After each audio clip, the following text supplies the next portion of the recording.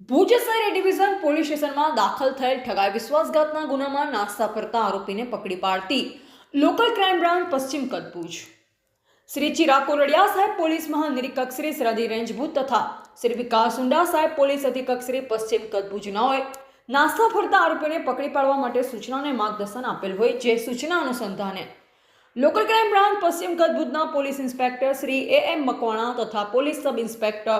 Shri JB. Jadav સાહેબ તથા police sub inspector Shri MH. Sinol સાહેબનાઓના માર્ગદર્શન હેઠળ લોકલ ક્રાઇમ બ્રાન્ચના એસઆઈ પંકજ કુમાર કુશવાહા તથા police head constable Jaydevsinh Jadeja Divyarajsinh Jadeja તથા પોલીસ કોન્સ્ટેબલ ભરતભાઈ ગઢવીનાઓ નાસ્તા ફરતા આરોપીની તપાસમાં હતા જે દરમિયાન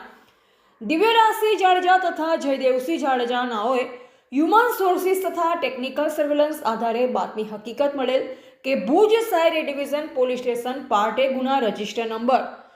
79/2026 બીએનએસ કલમ 318 4 319 2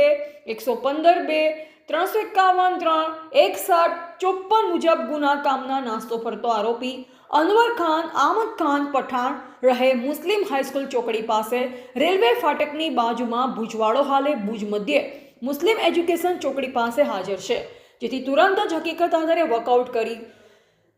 ખાતે જે મુસ્લિમ એજ્યુકેશન ચોકડી પાસે તપાસ કરતો ઉપરોક્ત હકીકતવાળો આરોપી મુસ્લિમ એજ્યુકેશન ચોકડી પાસે મળી આવતા ઉપરોક્ત ગુના કામે